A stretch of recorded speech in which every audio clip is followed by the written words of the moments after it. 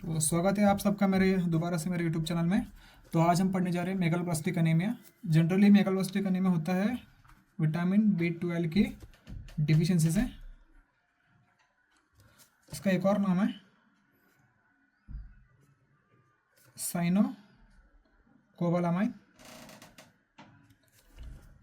और इसका सोर्स है जैसे कि नॉन वेजिटेरियन सोर्स है मीट, फिश और एग और dairy products. Meat, fish, eggs और डेयरी प्रोडक्ट्स। अब हम आते हैं मैकेनिज्म ऑफ विटामिन B12 के ऑब्जॉर्प्शन पर। मान लो जनरली हमने फूड इनटेक किया है विटामिन B12, ये डाइटरी सोर्स है।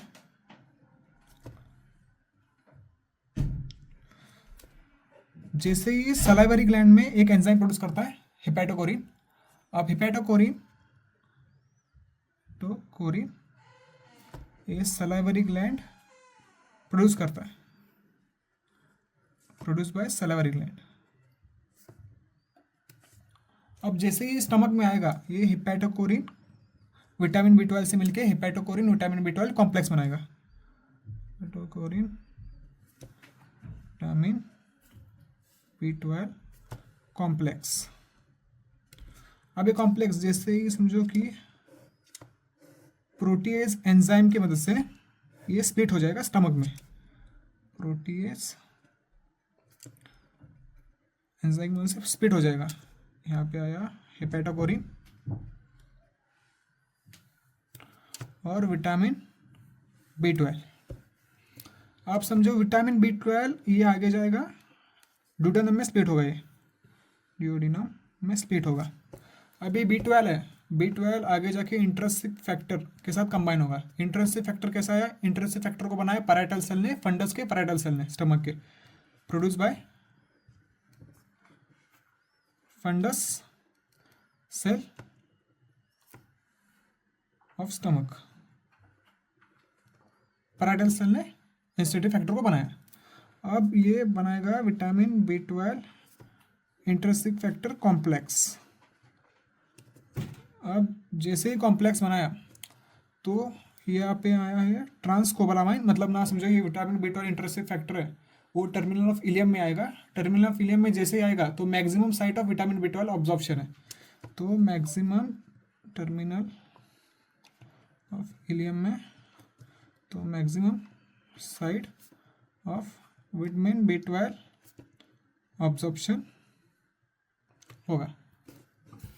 अब मान लो कि मैक्सिमम ऑब्जॉर्प्शन विटामिन B12 का ऑब्जॉर्प्शन टर्मिनल ऑफ इलियम में हो रहा है, तो फिर आगे ट्रांसकोबालामाइन 2 की मदद से, ट्रांसकोबालामाइन 2 की मदद से, यहाँ पे लिख देता हूँ मैं, ये ट्रांसपोर्टर मॉलिक्यूल है, ट्रांसपोर्टर मॉलिक्यूल, इसकी मदद से ट्रांसपोर्ट होगा विटामिन B12 डिफरेंट पार्ट्स में, इसलिए ट्रांसपोर्ट टू अदर पार्ट्स।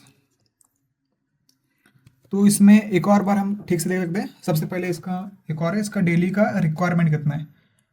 तो डेली रिक्वायरमेंट है 2 से 3 माइक्रोग्राम। हाँ, आप सबसे पहले mechanism of vitamin B12 absorption को दोबारा पढ़ लेते हैं। सबसे पहले डाइटरी सोर्स से विटामिन B12 आएगा, और विटामिन B12 जैसे ही मतलब डेयरी प्रोडक्ट्स बोलो या नॉन वेजिटेरियन डाइट से बोलो, जैसे डेयरी प्रोडक्ट या नॉन वेजिटेरियन डाइट हम खाएंगे तो सबसे पहले सलाइवरी ग्लैंड हिपैटोकोरिन बनाएगा। हिपैटोकोरिन सलाइवरी ग्लैंड बनाता है, और जैसे ही स्टमक में जाएंगे ये हिपैटोकोरिन विटामिन B12 के साथ कंबाइन होगा और बनाएगा विटामिन B12 कॉम्प्लेक्स। और आगे जाके वो पैनक्रियाटिक प्रोटीएज एंजाइम, मतलब डुओडेनम में पैनक्रियाटिक प्रोटीएज एंजाइम की वजह से स्प्लिट हो जाएंगे हिपैटोकोरिन और विटामिन B12 में। यहाँ पे इंट्रिंसिक फैक्टर को प्रोड्यूस करता है पैराइटल सेल, फंडस के पैराइटल सेल। तो मैं लिख देता हूँ पैराइटल सेल। फंडस के पैराइटल सेल्स की मदद से वो इंट्रिंसिक फैक्टर विटामिन B12 के साथ कंबाइन हो जाएगा और बनाएगा vitamin B12 intrinsic factor complex. अब टर्मिनल ऑफ इलियम में जहाँ पे मैक्सिमम विटामिन बी 12 का ऑब्जॉर्प्शन होता है वहाँ पे विटामिन बी 12 ऑब्जॉर्प्शन हो जाएगा और ट्रांसकोबालामाइन 2 की मदद से वो ट्रांसपोर्ट होगा to the different other parts में, टू अदर पार्ट्स। तो ये मैकेनिज्म है विटामिन बी 12 का ऑब्जॉर्प्शन का। अब आते हैं इसके कॉजेज की ओर। इससे कौन से कॉजेज हैं इससे विटामिन बी 12 की कमी हो सकती है। सबसे पहले जैसे आयरन डिफिशियंसी आने में पड़ा था, dietary intake decrease, dietary intake, तो इसकी वजह से इंटेक सबसे पहले आएगी पॉवर्टी और वेजिटेरियन डाइट, वेजिटेरियन डाइट। और आएगा इंक्रीज इन डिमांड जैसे कि प्रेगनेंसी, लैक्टेशन और प्यूबर्टी। अब आएगा इम्पेयर्ड ऑब्जॉर्प्शन।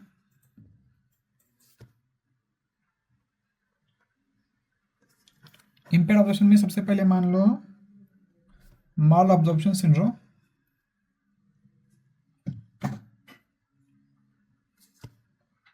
फिर आता है पर्नीशियस अनीमिया, पर्नीशियस अनीमिया और पैराइटल गैस्ट्रेक्टोमी और पैनक्रियाटिक इनसफिशिएंसी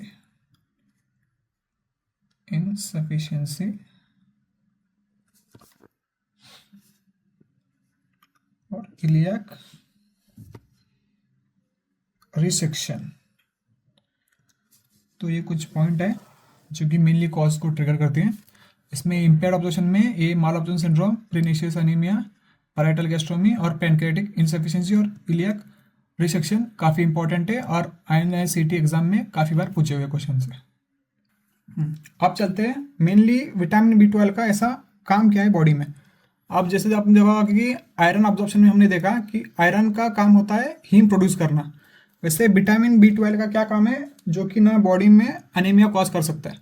तो सबसे पहले इसका काम है बायो केमिकल रिएक्शंस। अब मान लो सबसे पहले इसका काम है डी यूरिडिल को थायमिन में कन्वर्ट करना। डी यूरिडिल मतलब DUMP को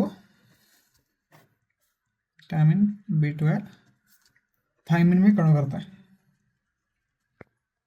थायमिन मतलब TMP। अगर मान लो कि विटामिन बी 12 की कमी है तो थायमिन हो जाएगा डिक्रीज इन थायमिन सिंथेसिस अगर हो गया तो सबसे पहले हो जाएगा न्यूक्लियर मैच्योरेशन। अब न्यूक्लियर मैच्योरेशन हो गया है तो साइटोप्लाज्म तो पता नहीं, तो साइटोप्लाज्म मैच्योरेशन करता रहेगा, तब होगा न्यूक्लियर साइटोप्लाज्मिक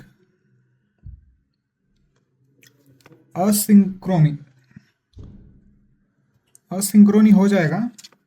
तो मैच्योरेशन जो है, maturation arrested in a cell linkage, तो मैच्योरेशन जो सेल लिंकेज में अरेस्ट हो जाएगा, maturation arrested in cell linkage. तो इनइफेक्टिव हेमाटोपोइसिस हो जाएगा। इसका मतलब पैनसाइटोपेनिया। पैनसाइटोपेनिया मतलब RBC मतलब retic count, TLC platelet count और रेटिक काउंट हीमोग्लोबिन काउंट सभी का कम हो जाना, मतलब पैनसाइटोपेनिया मतलब इनएफेक्टिव हेमाटोपोइसिस हो जाएगा। तो एक और इसका काम है होमोसिस्टिन से विटामिन बी 12 मीथेनिन बनाता है। अब मान लो अगर हीमोसिस्टिन से मीथेनिन नहीं बनाएगा तो जो हीमोसिस्टिन का लेवल है वो बढ़ता जाएगा। तो इंक्रीज इन हीमोसिस्टिन मेनली कॉज करता है इंक्रीज रिस्क ऑफ एथेरोस्क्लेरोसिस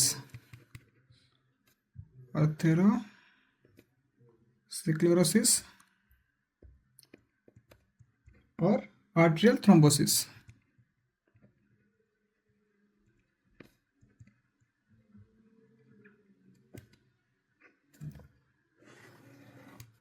और एक और काम है, मिथाइल मैनॉल कोए से विटामिन B12 सक्सिनाइल कोए बना था। सक्सिनाइल कोए, अगर मान लो कि सक्सिनाइल कोए का डिक्रीज हो गया, सक्सिनाइल कोए की इनसफिशिएंसी हो गई, तो ये न्यूरोलॉजिकल कॉम्प्लिकेशन करा सकता है, न्यूरोलॉजिकल कॉम्प्लिकेशन हो सकता है। तो इन सब चीज़ों की मदद से बॉडी में अगर समझो कि विटामिन B12 की कमी है तो न्यूरोलॉजिकल कॉम्प्लिकेशन देखने मिलेगा, एथेरोस्क्लेरोसिस, आर्टेरियल थ्रोम्बोसिस और पैनसाइटोपेनिया। तो ये सब कुछ फैक्टर हैं जो कि काफ़ी इंपॉर्टेंट है। आप इसका चाहे तो स्क्रीनशॉट ले सकते हैं। तो इसके क्लिनिकल फीचर्स की ओर, सबसे पहले मान लो कि कोई भी क्लिनिकल फीचर्स में पैलर और फटीग, ये तो कॉमन है। विटामिन B12 में आपको जॉन्डिस देखने मिलेगा, जॉन्डिस और स्पिनोमेगाली। स्पिनोमेगाली क्यों देखने मिलेगा? Due to ineffective erythropoiesis.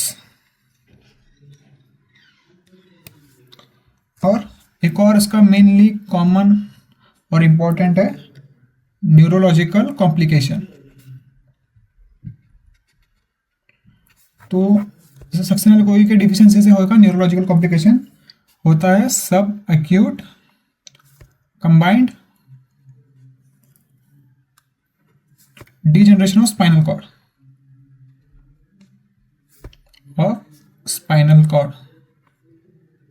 तो ये सब मेनली क्लिनिकल फीचर्स है, आपको विटामिन B12 में याद रखने हैं। तो न्यूरोलॉजिकल कॉम्प्लिकेशन ये काफ़ी इंपॉर्टेंट है, क्या होगा? Sub acute combined degeneration of spinal cord. अब आते हैं इन्वेस्टिगेशन की ओर। सबसे पहले कभी भी आपको आरबीसी रिलेटेड कोई भी डिसऑर्डर मिले तो आपको सबसे पहले कराना है complete blood count. Complete blood count कराया तो जैसे इनमें सबसे पहले मिलेगा haemoglobin count come, decrease in TLC मतलब इनडायरेक्टली पैनसाइटोपेनिया, और प्लेटलेट काउंट मतलब पैनसाइटोपेनिया। तो फिर आपको कराने हैं आरबीसी इंडाइसिस। इसमें आपको MCV इंक्रीज मिलेगा मोर देन 100 फिब्रिलीटर, और MCH इंक्रीज मिलेगा अपेयर हाइपरक्रोमिक और MCHC नॉर्मल। ये कुछ इन्वेस्टिगेशन है। अब आते हैं पेरिफेरल स्मीयर में। पेरिफेरल स्मीयर, तो इन आरबीसी की बात करें तो बोलेंगे फुल्ली, तो ये फुल्ली प्रैक्टिकल का पार्ट है। तो सबसे पहला आता माइक्रो ओलियोसाइट्स। इसमें सबसे पहले मिलेगा आपको large Oval RBC plus central pallor की मदद से आयरन डिफिशियंसी मिलता था माइक्रोसाइटिक आरबीसी और सेंट्रल 1/3 पैलर। तो इसमें मिलेगा लार्ज ओवल आरबीसी और सेंट्रल पैलर। तो दूसरा है हॉवेल जॉवेल बॉडीज। तो ये nuclear मेंटेड due to इनएफेक्टिव हेमेटोपोएसिस।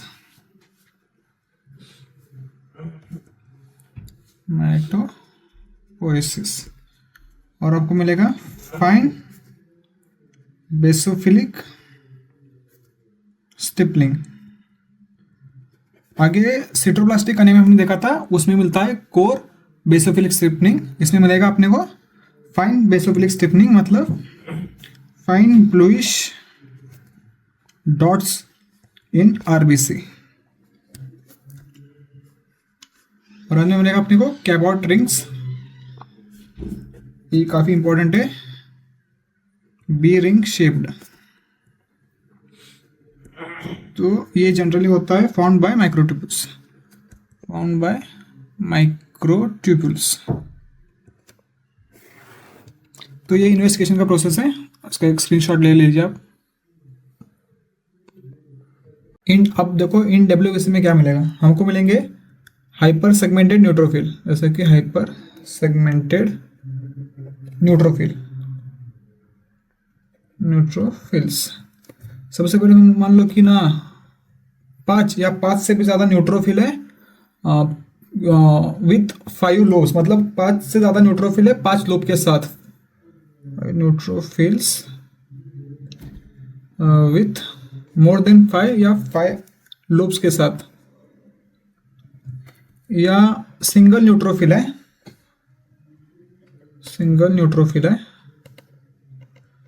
With 6 lobes, more than 6 lobes. तो ऐसी कंडीशन को हम बोलेंगे hyper segmented neutrophil.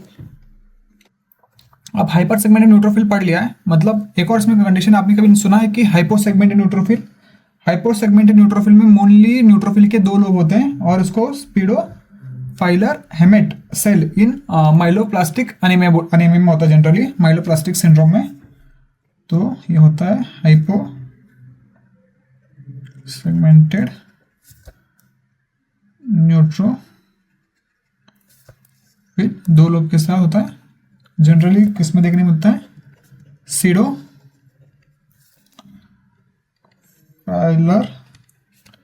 Hamate sales इन माइलोप्लास्टिक एनीमिया या माइलोप्लास्टिक सिंड्रोम में, प्लास्टिक सिंड्रोम। तो ये वाली कंडीशन है, इसमें हमें जनरली मिलेंगे जनरली बॉडीज। अब आते हैं तीसरा, बोन मैरो एस्पिरेट की ओर। आपको एक बार इसका स्क्रीनशॉट लेना है तो ले सकते हैं। तो हम अब बोन मैरो एस्पिरेट की बात करें तो जनरली आपको पैनसाइटोपेनिया वाला केस हो गया, मतलब पैनसाइटोपेनिया हुआ, जनरली हमें 2 बातों का डर रहता है, एक होता है एप्लास्टिक अनीमिया या उसमें हमें ल्यूकेमिया भी हो सकता है। तो ऐसे कंडीशन में अगर हम बोन मैरो एस्पिरेट कराए तो बोन मैरो एस्पिरेट तो to rule out aplastic anaemia और ल्यूकेमिया, तो एप्लास्टिक अनीमिया या ल्यूकेमिया ये पता चलेगा, और ल्यूकेमिया। सबसे पहले हमें देखना होगा एरिथ्रॉइड हाइपरप्लेशिया, मतलब जनरली एरिथ्रॉइड और हाइपरप्लेशिया का रेशियो कितना है, तो माइलॉइड और एरिथ्रॉइड का रेशियो, एरिथ्रॉइड रेशियो, और लार्ज इमेच्योर प्रिकॉर्सर्स ऑफ, अगर मान लो ये आरबीसी है तो आरबीसी में से प्रिकॉर्सर जैसे कि मेगालोब्लास्ट लार्ज सेल हो जाएगा, लार्ज सेल मेगालोब्लास्टिक एनीमिया में लार्ज सेल मिलेंगे, और विथ सीवियर लाइक क्रोमैटिन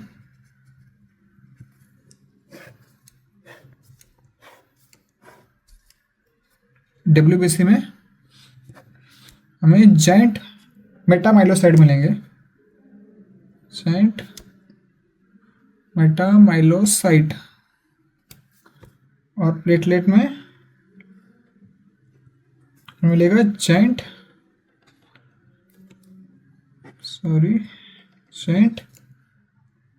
मेगाकैरियोसाइट्स। तो इसमें इन्वेस्टिगेशन है बायोकेमिकल इन्वेस्टिगेशन, तो बायोकेमिकल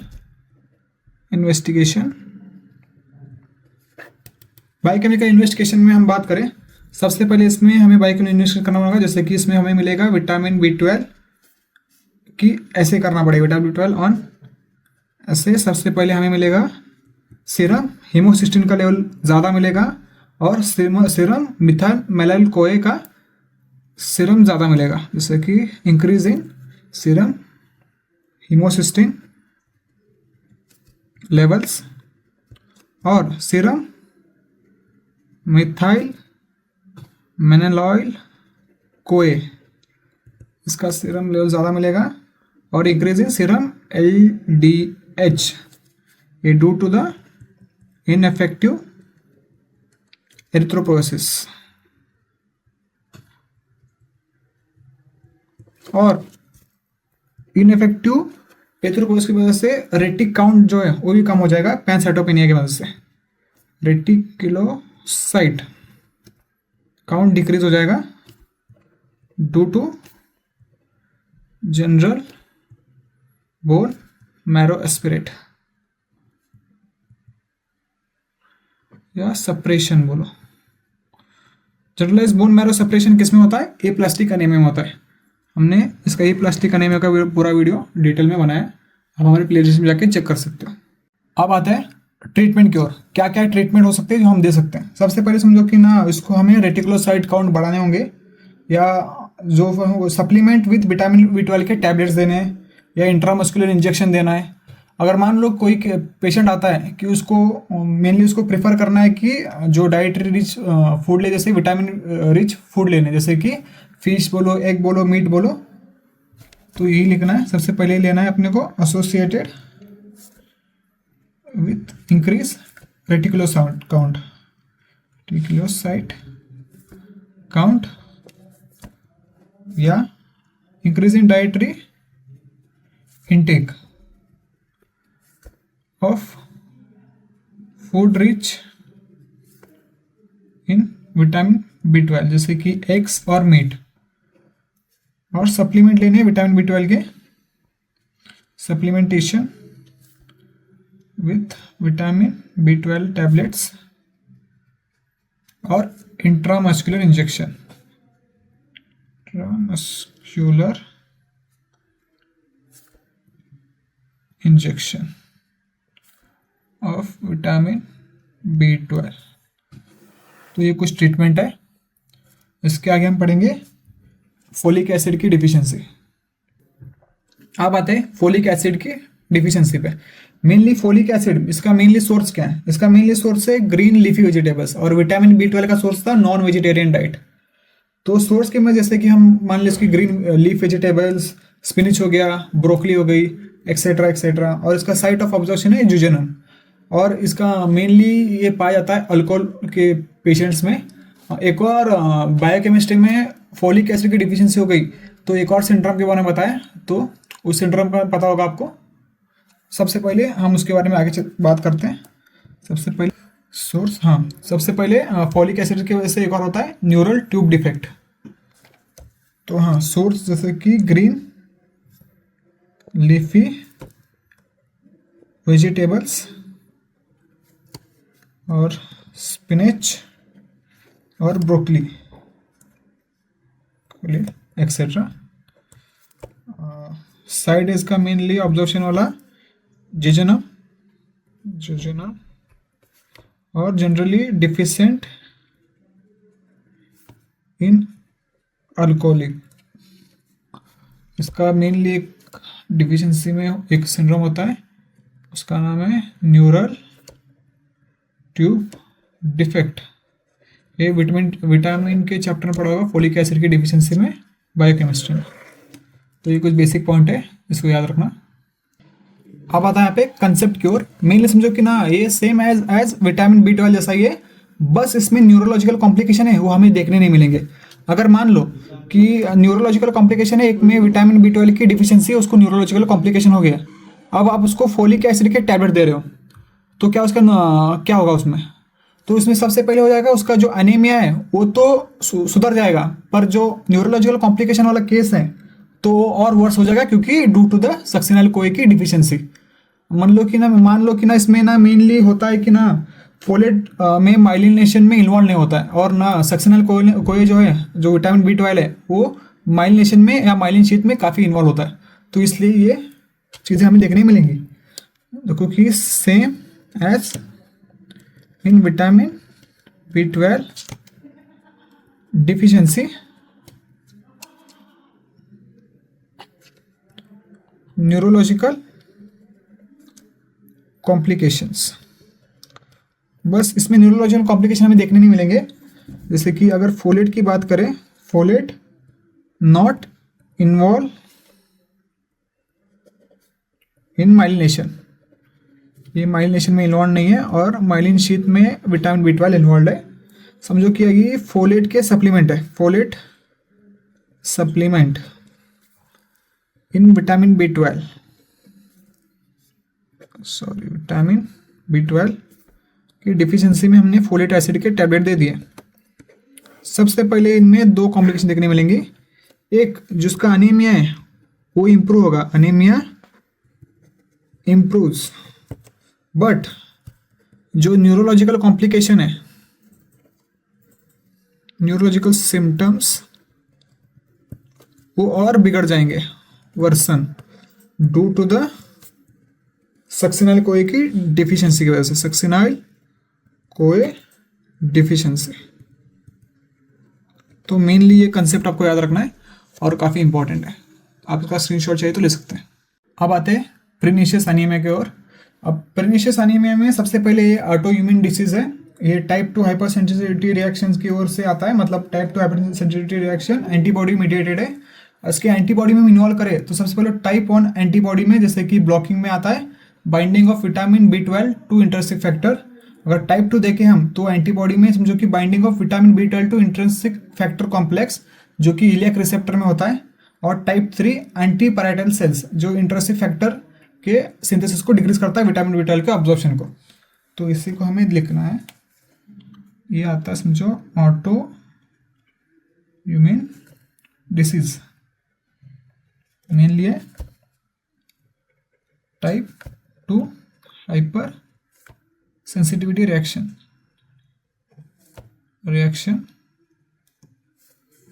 अभी इसमें मेनली आप समझो कि टाइप 1 ये ब्लॉकिंग डिनोट करता है, ब्लॉकिंग एंटीबॉडी है। ये क्या ब्लॉक करेगा, binding of vitamin B12 to intrinsic factor, कोई बाइंड होने नहीं देगा। फिर टाइप 2 की बात करें तो ये बाइंडिंग में हेल्प करेगा, ये ब्लॉकिंग में हेल्प करेगा और ये बाइंडिंग में हेल्प करेगा एंटीबॉडीज। तो ये मान लो बाइंडिंग ऑफ विटामिन B12 को इंट्रिंसिक फैक्टर कॉम्प्लेक्स में बाइंड करेगा टू इलियक रिसेप्टर में। और इसके टाइप 3 आता है एंटी पैराइटल सेल,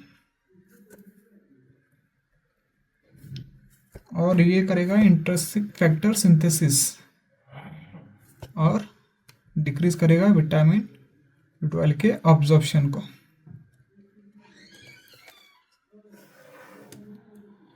अब आते हैं इसके क्लिनिकल फीचर्स की ओर। सबसे पहले हमें मिलेगा पैलर,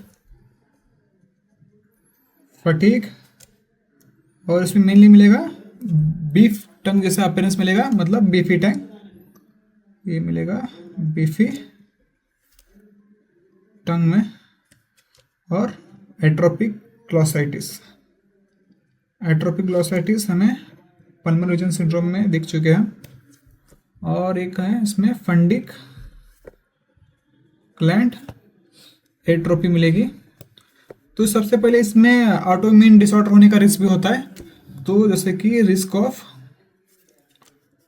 ऑटोइम्यून डिसऑर्डर, जैसे कि एग्जांपल गैस्ट्रिक एडिनोकार्सिनोमा। जनरली इसमें ऑटोइम्यून डिसऑर्डर होने का रिस्क भी होता है, तो इसमें एक एग्जांपल है गैस्ट्रिक एडिनोकार्सिनोमा। और इसमें फंडिक ग्लैंड एट्रोपी भी देखने मिलेगी हमें। तो बीफी टंग और एट्रोपिक ग्लॉसाइटिस एक कुछ इंपॉर्टेंट पॉइंट है। तो आते हैं हम इस टॉपिक के आखिरी पड़ाव पे, शिलिंग टेस्ट। तो ये पुराने टाइम पे किया जाता था, आजकल इसको प्रेफर नहीं करते हैं, पर एज ए एग्जामिनर आपने पूछ लिया आपको, तो आपको बेसिक पता होना चाहिए। अगर मान लो सबसे पहले इसमें करना क्या है, हमको विटामिन B12 की ऑब्जॉर्प्शन, मतलब में विटामिन B12 की डिफिशियंसी है, ये हमें निकालना है। तो ये शिलिंग टेस्ट प्रेफर करते हैं। समझो कि हमें सबसे पहले यूज इसका to determine cause of vitamin B12 deficiency. Main cause या रूट कॉज क्या है जो विटामिन B12 की डिफिशियंसी का, तो इससे पता चलता है। सबसे पहले हमें लेना है administrated radio labelled vitamin B12, radio label vitamin B12। हम उसको 24 आवर्स तक रेडियो लेबल करना है, मतलब ना अगर हमें SS 24 आवर्स में एक्सक्रीशन हो गया, उसका excretion of radio labelled vitamin B12 का,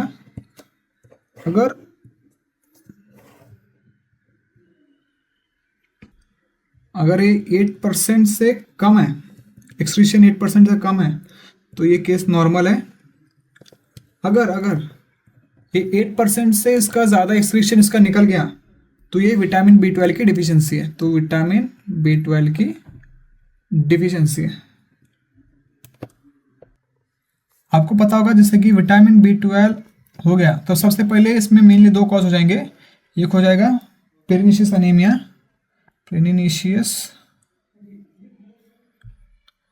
अनीमिया और माल अब्जॉर्प्शन सिंड्रोम। अब ऐसे केस में इसको इम्प्रूव में करना है तो हमें देना पड़ेगा radio labelled vitamin B12 intrinsic factor के साथ। जैसे कि हम करें stated radio labelled vitamin B12 plus intrinsic factor के साथ दिए, तो इसका एसिस एक्सक्रीशन बढ़ गया, एक्सक्रीशन हो गया, तो समझो ये करेगा इम्प्रूव्स पेरिनिशियस अनीमिया। तो पेरिनिशियस अनीमिया इम्प्रूव हो जाएगा। और इसमें इम्प्रूवमेंट नहीं देखने मिली, नो इम्प्रूवमेंट, तो माल अब्जॉर्प्शन सिंड्रोम हो जाएगा, माल अब्जॉर्प्शन सिंड्रोम। तो आज का हमारा टॉपिक खत्म हुआ। आगे हम हिमोलिटिक एनीमिया स्टार्ट करने जा रहे हैं, तो सब्सक्राइब करें मेरे यूट्यूब चैनल को और अपडेट पाते रहे।